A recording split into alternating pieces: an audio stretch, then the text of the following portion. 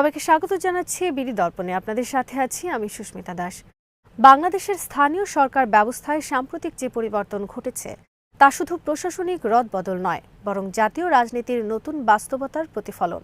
জাতীয় নির্বাচনের মাধ্যমে বিএনপি ক্ষমতায় যাওয়ার এক সপ্তাহের মাথায় ঢাকা উত্তর ও দক্ষিণ সিটি সহ দেশের ৬টি সিটি কর্পোরেশনে নতুন প্রশাসক নিয়োগ দেওয়া হয়েছে এবং লক্ষণীয় বিষয় হলো এই ৬ জনই বিএনপির বিভিন্ন স্তরের নেতা।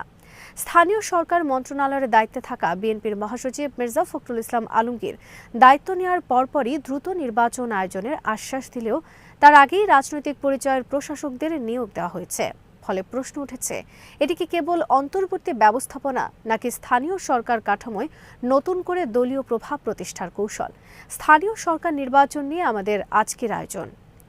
২০২৪ সালের জুলাই গণঅভ্যুত্থানের মাধ্যমে বাংলাদেশ আওয়ামী লীগ সরকার ক্ষমতাচ্যুত হওয়ার পর অন্তর্বর্তী সরকার সিটি কর্পোরেশনগুলোর নির্বাচিত মেয়রদের অপসারণ করে প্রশাসক নিয়োগ দেয়। তখন প্রশাসকদের নিয়ে রাজনৈতিক পরিচয়ের বিতর্ক ছিল। এখন বিএনপি নির্বাচনের মাধ্যমে সরকার গঠন করার পর আবারও প্রশাসক নিয়োগ দেওয়া হলো, তবে এবার সরাসরি দলীয় নেতাদের, অর্থাৎ নির্বাচিত প্রতিনিধির বদলে প্রশাসনিক কাঠামোর শীর্ষে রাজনৈতিক ব্যক্তিত্বদের বসানো। এই ধারা দুই রাজনৈতিক পর্যায়ে বজায় থাকলো।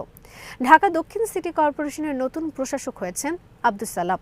তিনি একসময় অবিভক্ত ঢাকা সিটি কর্পোরেশনের ডেপুটি মেয়র ছিলেন এবং বর্তমানে ঢাকা মহানগর দক্ষিণ বিএনপি এর সভাপতি। বিএনপি চেয়ারপারসনের উপদেষ্টা পরিষদের সদস্য হিসেবেও তিনি দীর্ঘদিন সক্রিয়। অতীতে জাতীয় নির্বাচনে প্রার্থী হওয়া এবং দলীয় সাংগঠনিক দায়িত্ব পালন তার রাজনৈতিক প্রভাবকে স্পষ্ট করে।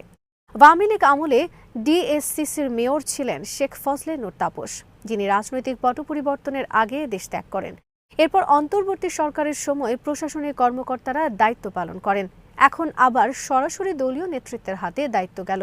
ঢাকা উত্তর সিটি কর্পোরেশনের নতুন প্রশাসক হয়েছেন শফিকুল ইসলাম খান, যিনি যুবদলের কেন্দ্রীয় কমিটির সহসভাপতি এবং ত্রয়োদশ জাতীয় সংসদ নির্বাচনে প্রার্থী ছিলেন। তার রাজনৈতিক পরিচয় স্পষ্টতই সাংগঠনিক। আওয়ামী লীগ সরকারের আমলে ডিএনসিসির মেয়র ছিলেন আতিকুল ইসলাম। রাজনৈতিক পরিবর্তনের পর তাকে গ্রেফতার করা হয়। অন্তর্বর্তী সরকারের সময় আমলারা প্রশাসকের দায়িত্ব ছিলেন। এখন সেখানে দলীয় নেতার প্রত্যাবর্তন ঘটেছে।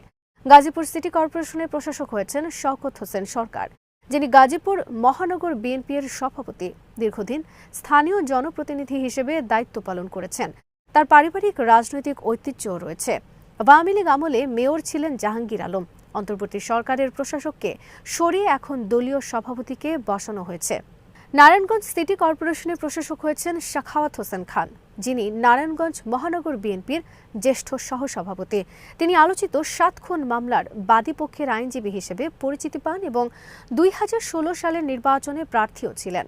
সে নির্বাচনে আওয়ামী লীগ প্রার্থী সেলিনা হায়াত আইভির কাছে পরাজিত হন। এখন সেই শহরের প্রশাসনিক দায়িত্ব তার হাতে। সিলেট সিটি কর্পোরেশনের প্রশাসক হয়েছেন আব্দুল কাইয়ুম চৌধুরী, সিলেট জেলা বিএনপির সভাপতি। ছাত্রদল ও যুবদলের কেন্দ্রীয় রাজনীতিতে সক্রিয় থাকার পাশাপাশি তিনি সাবেক অর্থমন্ত্রী এম সাইফুর রহমানের রাজনৈতিক সচিব ছিলেন। অতীতে তিনি বাংলাদেশ ক্রিকেট বোর্ডের পরিচালক হিসেবেও দায়িত্ব পালন করেছেন, অর্থাৎ প্রশাসনিক ও রাজনৈতিক উভয় অভিজ্ঞতার সমন্বয় রয়েছে তার মধ্যে। খুলনা সিটি কর্পোরেশনের প্রশাসক হয়েছেন নজরুল ইসলাম মঞ্জু, বিএনপির কেন্দ্রীয় সাংগঠনিক সম্পাদক। দীর্ঘ ২৮ বছর খুলনা মহানগর বিএনপি এর নেতৃত্ব ছিলেন। ২০০৮ সালে নির্বাচনে তিনি সংসদ সদস্য নির্বাচিত হন। খুলনা ২ আসনে একাধিকবার প্রার্থী হয়েছেন। আওয়ামী লীগ আমলে খুলনায় দলীয় রাজনীতির গুরুত্বপূর্ণ মুখ ছিলেন তিনি। এই নিয়োগগুলোর একটি সাধারণ বৈশিষ্ট্য হল সবাই নির্বাচনে অংশ নিয়েছেন, দলীয় সংগঠনে গুরুত্বপূর্ণ পদে ছিলেন এবং নিজ নিজ এলাকায় রাজনৈতিক প্রভাবশালী, অর্থাৎ প্রশাসনিক অভিজ্ঞতার চেয়ে রাজনৈতিক আনুগত্য ও সাংগঠনিক ভূমিকা এখানে বেশি গুরুত্ব পেয়েছে। স্থানীয় সরকার মন্ত্রী ঘোষণা দিয়েছেন দ্রুত নির্বাচন দেওয়া হবে, কিন্তু প্রশ্ন হলো নির্বাচনের আগ পর্যন্ত এই প্রশাসকরা কি ধরনের সিদ্ধান্ত নেবেন? উন্নয়ন প্রকল্প, নিয়োগ, বাজেট বরাদ্দ, এসব ক্ষেত্রে তাদের রাজনৈতিক পরিচয় কতটা প্রভাব ফেলবে? বাংলাদেশের স্থানীয় সরকার ব্যবস্থার মূল দর্শন হলো বিকেন্দ্রীকরণ ও জনগণের সরাসরি প্রতিনিধিত্ব। সিটি কর্পোরেশন আইন অনুযায়ী মেয়র ও কাউন্সিলররা জনগণের ভোটে নির্বাচিত হন, কিন্তু গত কয়েক বছরের রাজনৈতিক অস্থিরতার কারণে বারবার নির্বাচিত প্রতিনিধিদের সরিয়ে প্রশাসক বসানোর নজির তৈরি হয়েছে। এতে স্থানীয় সরকারের গণতান্ত্রিক ভিত্তি দুর্বল হয়। প্রশাসকরা নির্বাচিত নন, তারা কেন্দ্রের কাছে দায়বদ্ধ। ফলে সিদ্ধান্ত গ্রহণে স্থানীয় জনগণের প্রত্যক্ষ অংশগ্রহণ কমে যায়। বিএনপি সরকার যুক্তি দিচ্ছে, আইনগত বাধ্যবাধকতার কারণে প্রশাসক নিয়োগ দেওয়া হয়েছে এবং দ্রুত নির্বাচন হবে। তবে রাজনৈতিক বিশ্লেষকরা বলছেন, নির্বাচনের আগে প্রশাসনিক নিয়ন্ত্রণ নিশ্চিত করা দলগুলোর কৌশলগত স্বার্থের অংশ। কারণ সিটি কর্পোরেশনগুলো শুধু সেবা প্রদানকারী প্রতিষ্ঠান নয়, এগুলো রাজনৈতিক প্রভাব বিস্তারের কেন্দ্র। উন্নয়ন প্রকল্প, ঠিকাদারি নিয়োগ সবকিছুই স্থানীয় রাজনীতিতে প্রভাব ফেলে। আরেকটি গুরুত্বপূর্ণ দিক হলো সংরক্ষিত নারী আসন নিয়ে কাজ শুরু করার ঘোষণা। মির্জা ফখরুল ইসলাম আলমগীর বলেছেন, বিএনপির সঙ্গে সম্পৃক্ত ও ভূমিকা রাখা ব্যক্তিদের বিবেচনা করা হবে।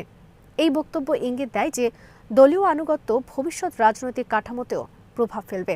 অর্থাৎ স্থানীয় সরকার থেকে শুরু করে জাতীয় সংসদের কাঠামো সবখানে দলীয় পুনর্বিন্যাস চলছে। এই প্রেক্ষাপটে দুটি বিপরীত যুক্তি দেখা যায়। একদিকে বলা হচ্ছে, বিএনপি দীর্ঘদিন বিরোধী দলে থাকার পর এখন প্রশাসনিক নিয়ন্ত্রণ প্রতিষ্ঠা করতে চাইছে, যা রাজনৈতিক বাস্তবতায় অস্বাভাবিক নয়।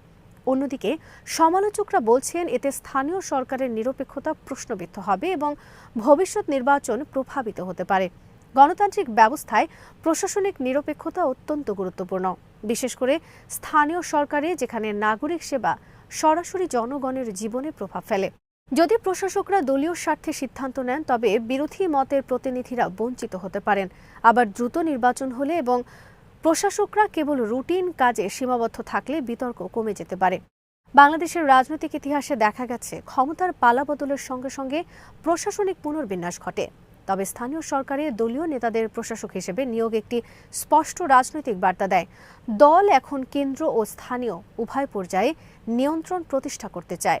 এটি একদিকে সংগঠনের জন্য শক্তির উৎস, অন্যদিকে গণতান্ত্রিক চর্চার জন্য চ্যালেঞ্জ।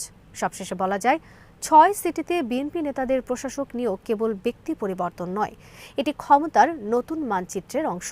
দ্রুত নির্বাচন হলে এই নিয়োগ সাময়িক বলে বিবেচিত হতে পারে, কিন্তু নির্বাচন বিলম্বিত হলে বা প্রশাসনিক সিদ্ধান্তে দলীয় প্রভাব দৃশ্যমান হলে বিতর্ক আরও তীব্র হবে।